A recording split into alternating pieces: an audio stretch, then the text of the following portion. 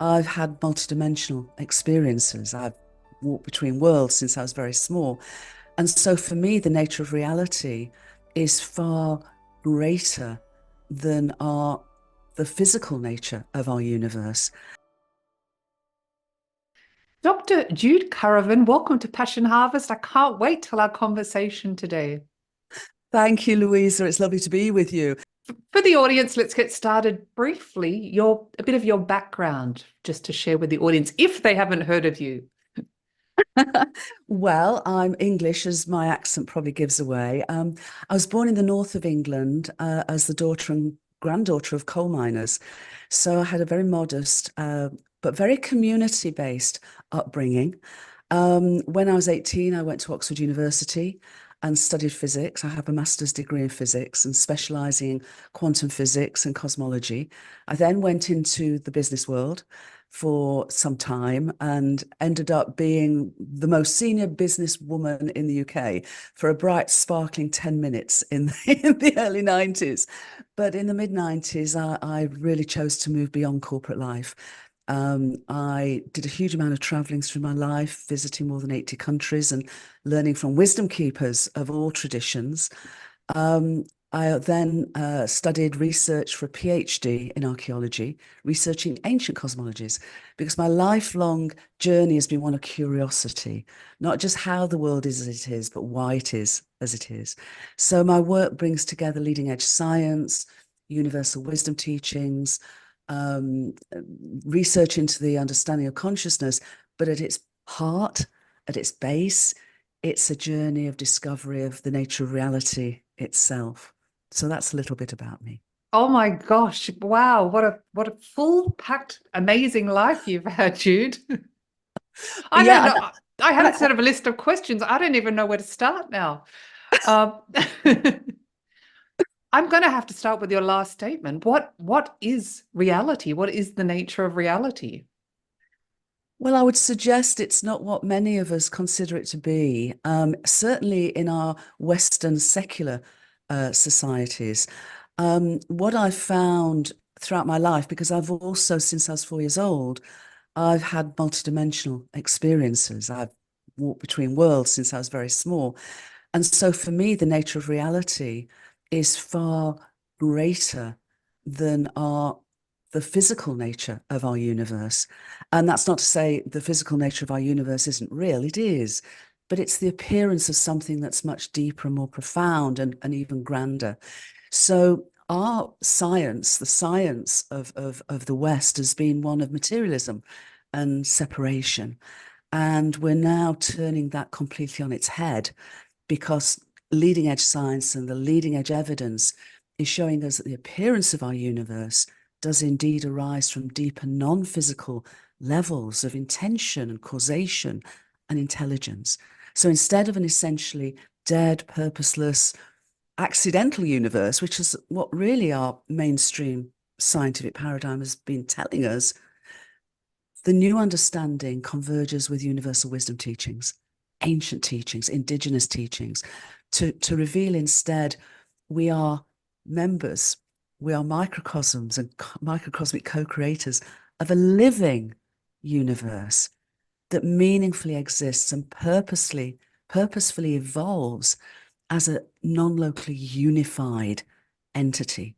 And crucially, where mind and consciousness aren't something we have, but literally what we and the whole world are. Our universe is being shown to be far more of a great thought in the infinite eternal cosmos than what we viewed it as a great thing. I'm going to talk in simple terms here. So, in essence, is our consciousness or our collective consciousness creating our reality, creating our universe? Not in that sense. I mean, yes and no. We are co-creators. We certainly contribute to that. But our universe began 13.8 billion years ago, not in the chaos of a big bang, but as a tiniest state of an incredibly ordered and fine-tuned and ongoing big breath. So as space has expanded and time's flowed forward ever since then, our universe has gone through this evolutionary arc to this point, from simplicity to complexity. So it has undertaken this journey without us, and regardless of whether we're here or not in that sense. And yet everything in existence is being shown to have meaning and purpose. So our being here now, here and now, has, yes, meaning and purpose. We are, if the universe is the grand vastness that it is, we're like its cells in its body. So as cells in its body, we are microcosms and co-creators of its onward journey. So no, we don't bring the universe into being. It brings us into being. But we are participants, not just in its existence, but we are key participants in its onward evolutionary journey. Thank you. So you touched on the subject, and it's a very simple one, but I guess you could say it for anything. But why are we here? What is our purpose? That's always the ground question, isn't it? You know, why are we here? Where do we come from? Where are we going? And does it matter? I'd start with the does it matter? Yes, it does matter. Because what we're seeing now, the evidence across all scales of existence and many, many fields of research is showing that the appearance of our universe, its reality, is innately meaningful. Every leaf, every snowflake, every planet, every star is part of its overall wholeness and meaning. So we have meaning and we have purpose in being here. Why are we here? I think to be participants in that ongoing journey of discovery and experience. Because from its very simplest 13.8 billion years ago till now, the universe has evolved ever greater levels of individuated self-awareness. And by the time our planetary system came into being, you know, 4.5 to 5 billion years ago, ever since our planetary home came into being, 4 to 4.5 billion years ago, that ongoing evolutionary arc has continued its journey of complexity. So biological organisms, single cell to multi-cell to bacteria, and onwards and onwards and onwards, incredible diversity and wondrous abundance. So each and every one of us is unique, and therefore a unique microcosm of that incredible diversity. And yet we're all part of the same journey. And we're inseparable. Yes. We're inseparable. There's nothing in our universe that isn't part of its wholeness. We are all connected. A big congratulations on your book. Yeah. Yes, the Cosmic Hologram that you, my brain just went for a minute, that you talk about the universe is a constantly enfolding, evolving system. And I'd like you to discuss that with the audience, but is there an endpoint?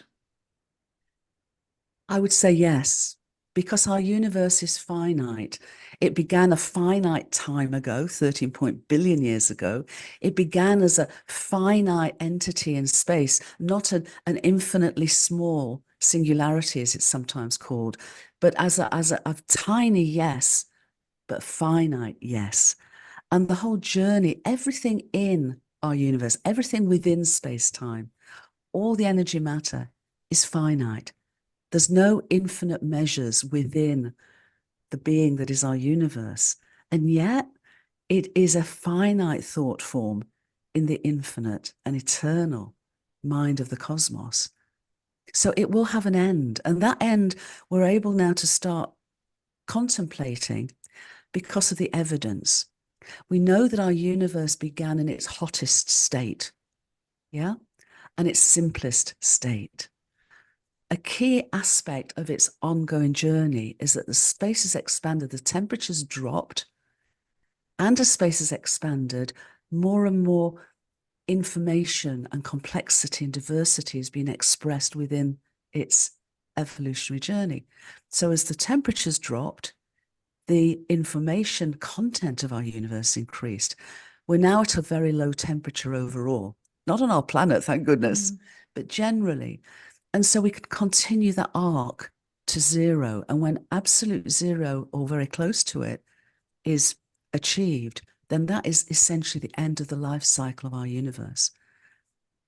there's a lot of other evidence that's showing that we're way into the middle age of our universe, including that more than 95% of all the original hydrogen in the universe has now formed into stars and more complex elemental, accumulations and molecules and.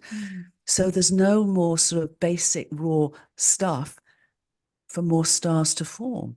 So we're in this process of very simplicity to stars, to black holes, to galaxies, to planets, to plants, and to people, and beyond.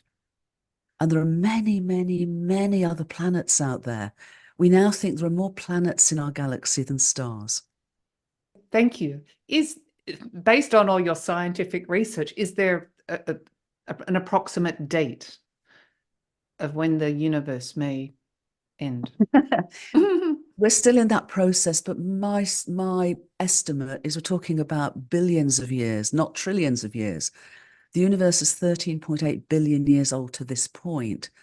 I would suggest that at the very most, it's no more than another 10 billion. And I would doubt if it's going to be that long. But we don't have to worry about that, Luisa. No. And you spoke about consciousness before. With the universe, we're all cells of the greater universe. What happens with, this is in my layman's terms, what happens with consciousness? Does it just disappear when the universe ends? Well, given that mind and consciousness aren't what we have, they're literally what we and the whole world are. And that goes beyond our universe as a finite thought to the whole infinite and eternal cosmos. That as human beings, I've journeyed out there for all my life, but can I really, in my human form, perceive the nature of infinity and eternity? No, I can't. But what I do love is appreciating the wonder of our universe and its story as a multidimensional, many levels, a multidimensional being, a unitive entity that we as human beings have hardly explored. We can see way out there, we can see very tiny, but what we've not done as human beings is taken our next step of conscious evolution. And yet we know now, because of the, what's coming forward and I write about, is that we have access on what's called non-local levels to that wisdom and that multi-level sentience that is our universe and all the beings, the vast communities of life that make it up. And so supernormal phenomena like telepathy, precognition, clairsentience, intuition, intuition is our great superpower. We hardly, so many people don't even, really explore the potential of intuitive wisdom in our lives. So we're right at the, for me, I would suggest we're right at the beginning of an incredible next adventure. If we can realize that we're part of this, participants in this incredible universe, not the old paradigm of separation and materialism, but a vast, incredible whole world to explore together and many, many other beings to explore it with. Yes, absolutely agree. Just a question on that. It's your opinion that there are other life forms on other planets, potentially in other galaxies? It's not my opinion. It's what the evidence is bringing to us. Right. And what that evidence is showing is that even before our planetary system or any planetary systems come into being, that over the first 9 billion years or so of the life journey of our universe went from the very initial simplicity of the simplest of atoms of hydrogen and helium through the stars and black holes and galaxies, so that even before planetary systems came into being, we now see through the Hubble telescope and now the James Webb telescope, vast interstellar clouds of molecular hydrogen and stardust and ice. and we can actually see what elements are within them. And we've now found all the what's called prebiotic building blocks of biological organisms.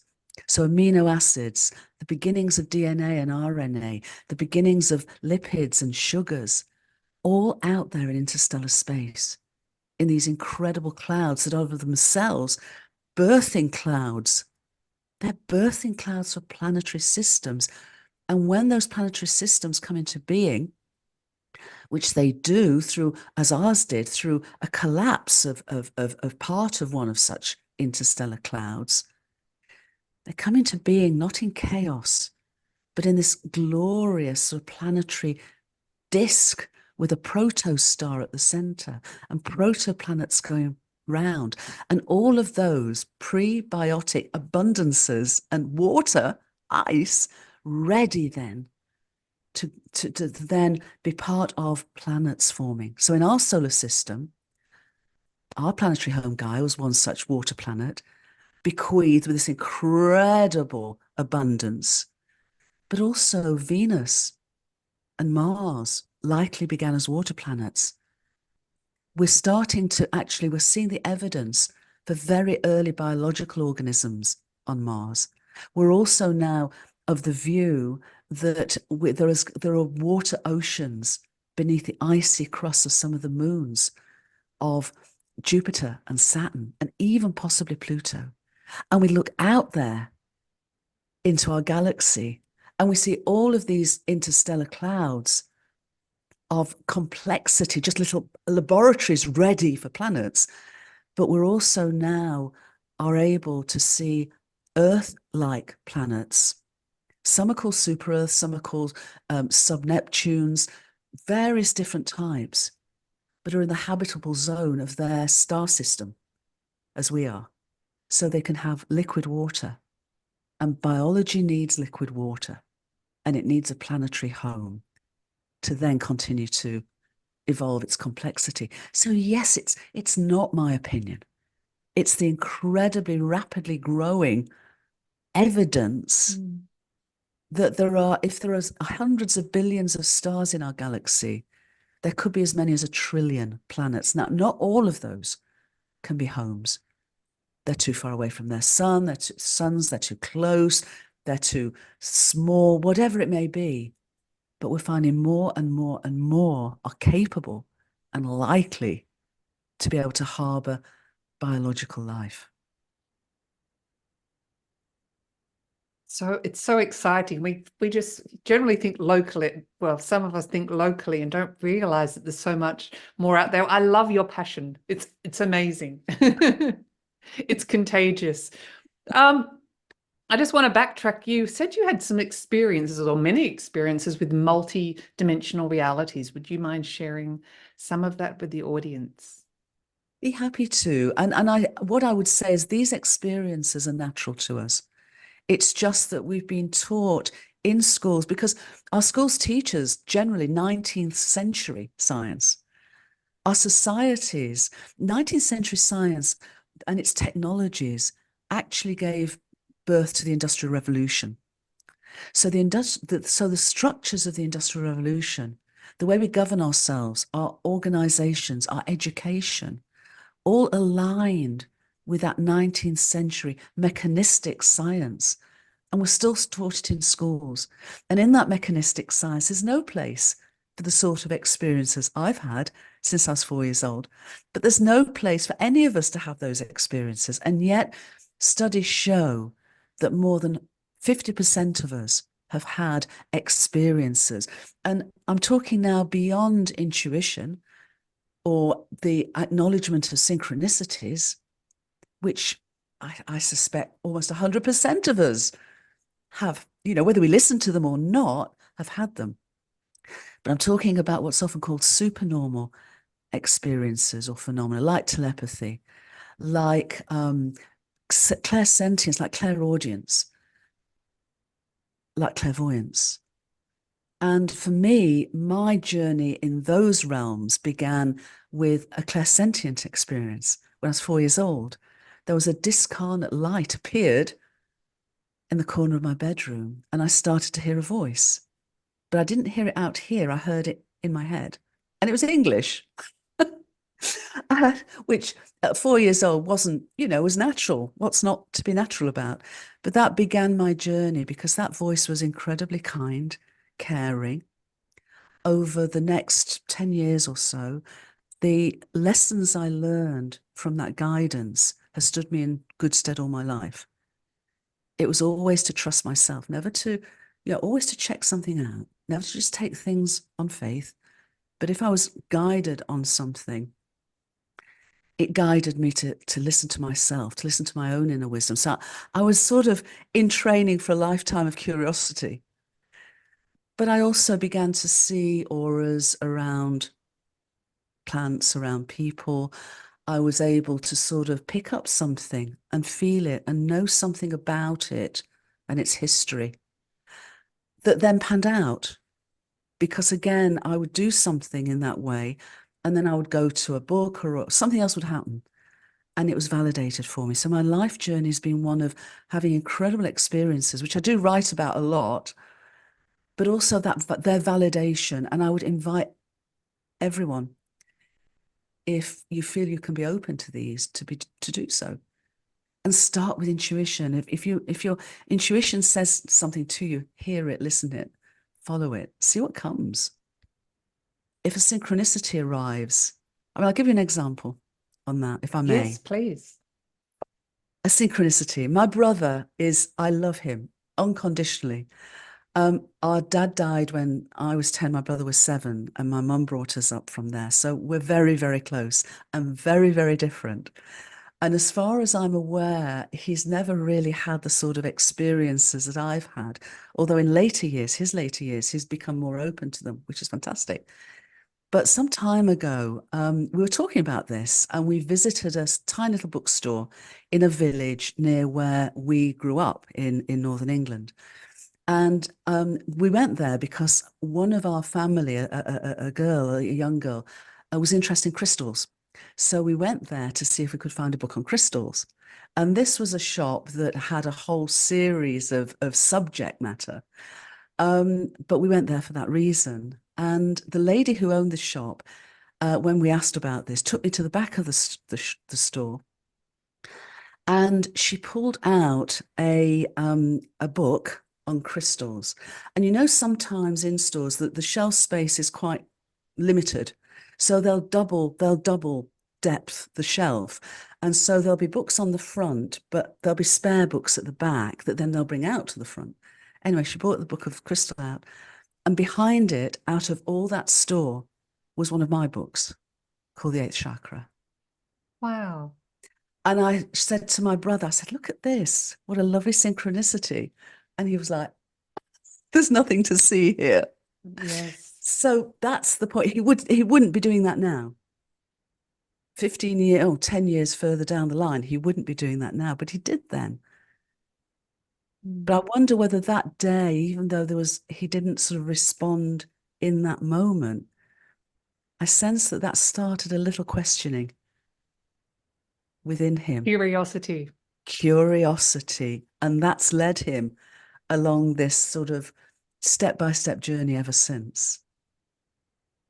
It's kind of answered my question, but what's your advice for the audience? Many people say, I can't connect with my intuition. I'm not following my guidance.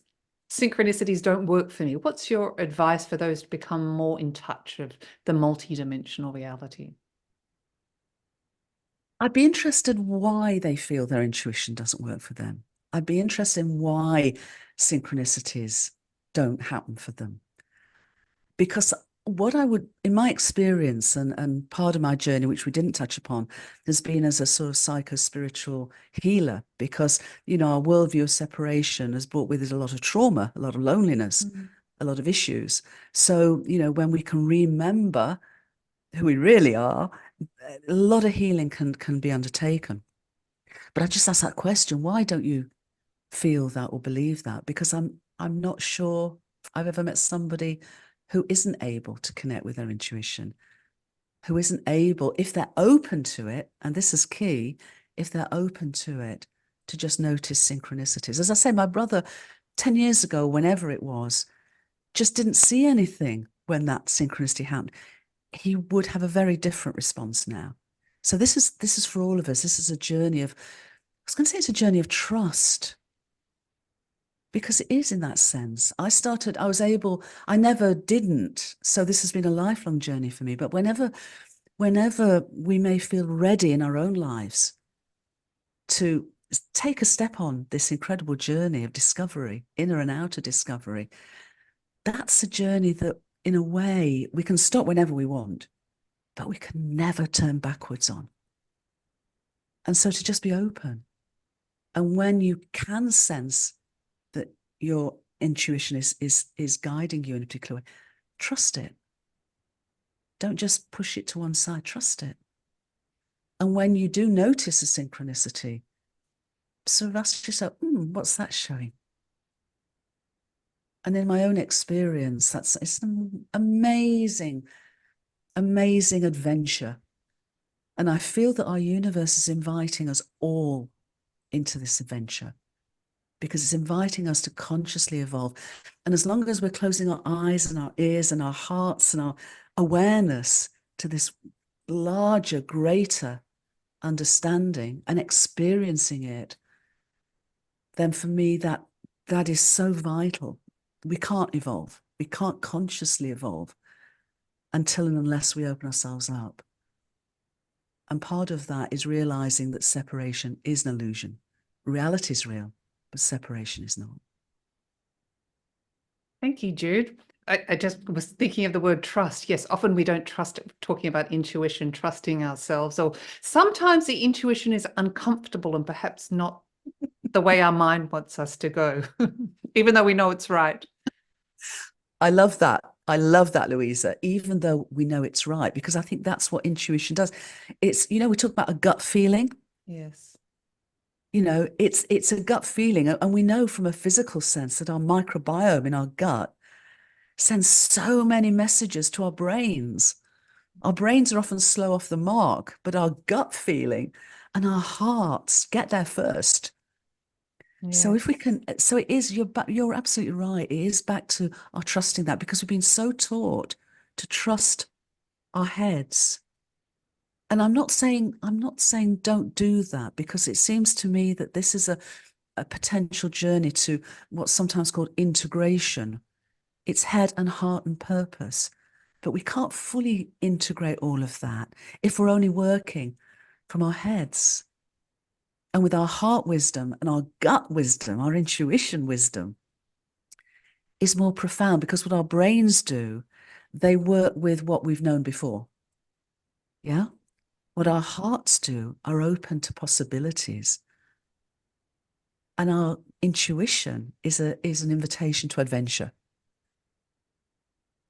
Beautiful. Thank you so much. The guidance that began when you were 4 years old, the intuitive guidance, how would you define that? What is that? What was that? Or what is that? Well, for me, it turned out to be a multidimensional sentience.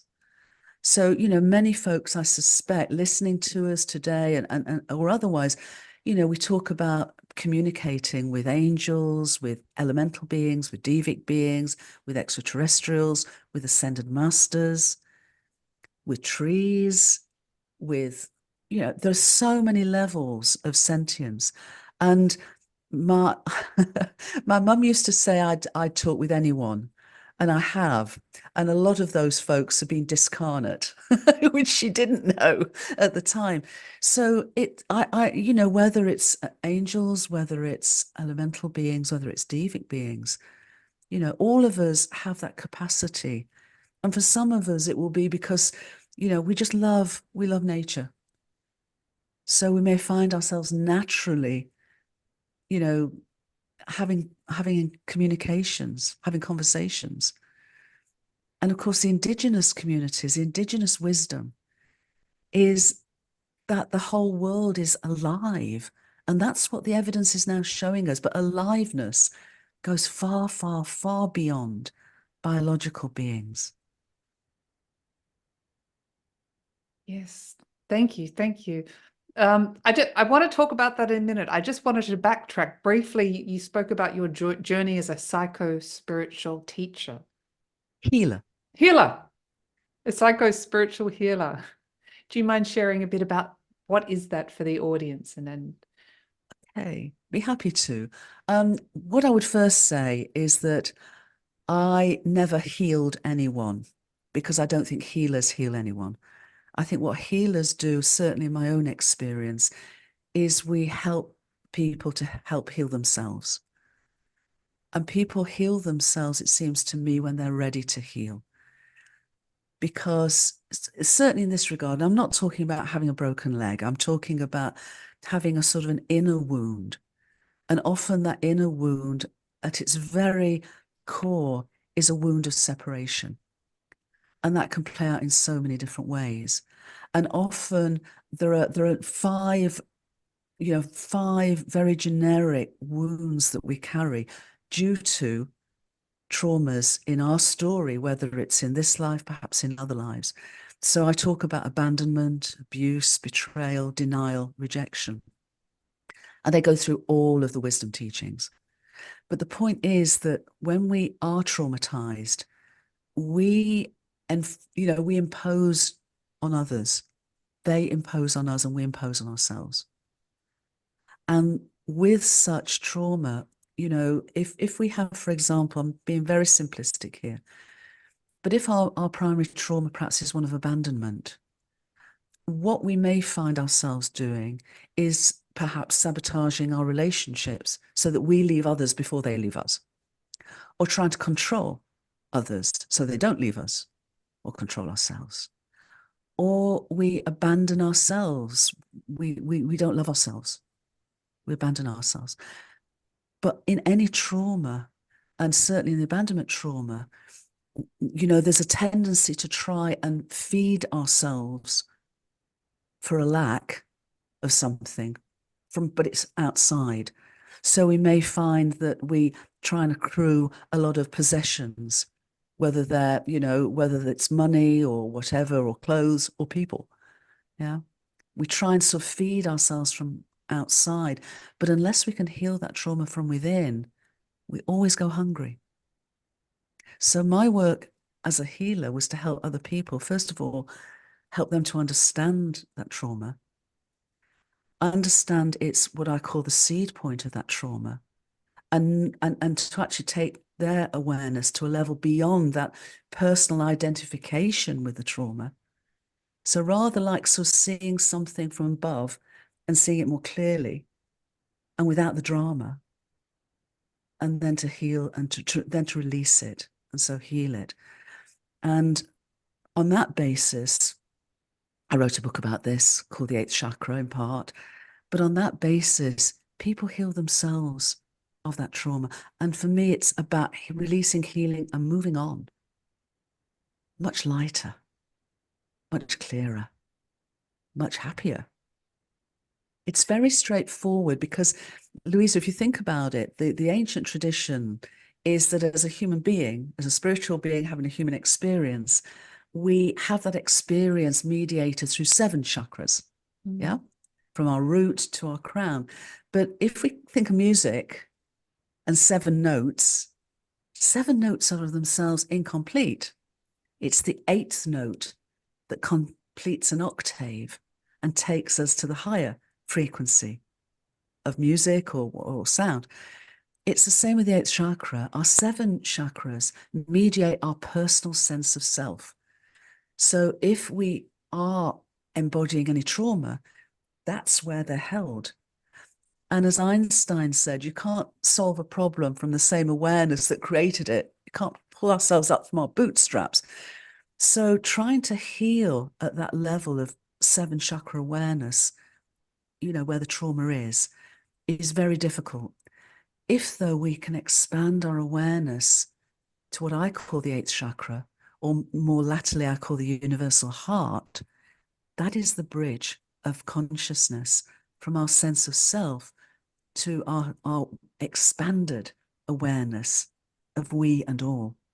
So by helping people raise their awareness we might say frequency, but raise their awareness to this higher level, that's when they can perceive the traumas that they've been holding, and they can perceive the seed point of it, and they for themselves can appreciate what they can do to heal it, to release it. So it's not me healing them, it's them healing themselves through that higher level of awareness, and without blame and without shame. Yes. And once it's released, that's it. That's it. Yeah. Because Thank you. we don't need to run around the old record, you know, it's a broken record. Yes. We don't need to run around it, but often we're not aware how to move beyond it. I often find with the standard traumas that you mentioned that people come into our lives and trigger us to Yeah, because recognize what sort of, unfortunately. exactly. That's what I mean. You know, we often, if we're, you know, if we're embodying a particular type of trauma, it might be abuse, then, you know, the studies have shown that abused children often become abusers unless that cycle is resolved, unless that cycle is cleared. And we get caught into relationships that reflect those traumas, those, you know, those codependent relationships, rather than healthy interdependent relationships. You know, we enter into these codependent, dysfunctional relationships. Yes. And we, as you said before, we're always looking outside, but really it's within us. That's hard. Never said it was easy. No. Thank you. You mentioned wisdom keepers.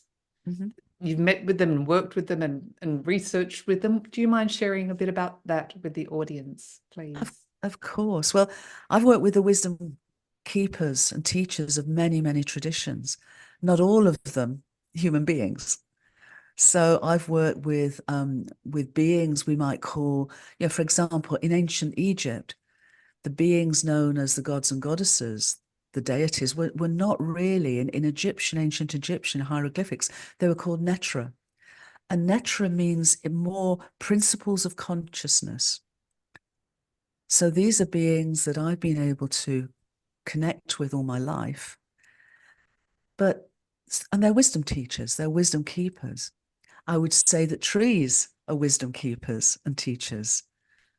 I'm a gardener, so that when I garden, I learn more from my plants than anyone else. And I would say that most lifelong gardeners do that. They really do that. And they may not speak about it, but they communicate with, famously, King Charles has communicated with plants and listened to plants all his life and has been incredibly honest about that. And I think his honesty has opened up other people to share their experiences. So many angelic beings, extraterrestrial beings. There are so, I mean, the universe, our wondrous multidimensional universe, has vast communities of living sentience, from its entirety to its tiniest. So we're naturally part of that. We just haven't, except for, you know, I mean, my teachers, I've been mainly discarnate, but I've also been very grateful for being a lifelong avid reader. So I've learned from the teachers of ancient Greece and ancient China and ancient India as well, both discarnate and through libraries of books, but also indigenous wisdom teachers and keepers, you know, from the red heart of Australia to Peru to Alaska to India and many others, you know, from the kahunas of Hawaii to the shamans of South America to the Aboriginal elders of Australia. Those would be my teachers. Thank you. The non-physical beings that you spoke about, that the communication, it's different for everyone. How do you communicate with them? In many different ways. I mean, as I mentioned, Luisa, my first such experience was clairsentient. I just heard a voice in my head. Sometimes it's just a feeling. It goes beyond language. It's just a feeling, a sense, and a knowingness that there is that communication. It's quite difficult. You know, there's an old saying in sort of spiritual questing that those who know don't speak of it, and those who speak of it don't know about it. And it's I think we are sharing more, and I'm very grateful we are. But there are some experiences where they're so far beyond words, and yet they can change our lives. Yes. I'm thinking in my humanist terms, talking about, I've got a big garden as well, just on a very simple, I mean, I do communicate with the plants, but there was this tree in the garden this month or so ago. Spring was coming, it had beautiful pink flowers, and I cut some flowers to put in a vase, and it got very upset. And I promised I'd never pick flowers from it again. So now I always ask the plants or the trees. That's the point, isn't it? Because in my experience, they're so wonderfully generous, but we need to ask. Yes. And Most we of need them to hear, and enjoy we need being, to hear the answer too. You yes, know, most of sometimes them it's enjoy being shown off, but exactly. I had one of those experiences many years ago. I had a large house, a very large garden, and there was some really big trees in that. There was one particular tree, and there was someone who worked for me that basically said to me, that tree needs to be cut down. It's not doing well. And I did not go to that tree. I did not go to that tree and ask it how it felt and what it wanted to do. And as a result, you know, the devas and the elemental beings of that tree were in dismay and distress. And obviously I apologized hugely, but it was such a lesson learned. Never, ever do that again. And so I'm so grateful that, you know, they're hard lessons sometimes, but for the trees and for us, but I'm so glad you're listening. Dr. Jude Currivan, where's the best place for people to connect with you?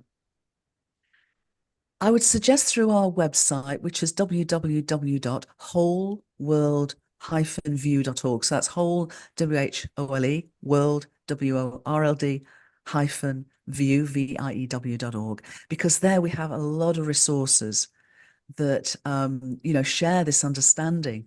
And also we have a free newsletter. And so there's a lot to explore there. I have a personal website, but it's just a landing page really, because my work and the community that I'm with, that's where we want to share with everyone and invite everyone into this incredible adventure.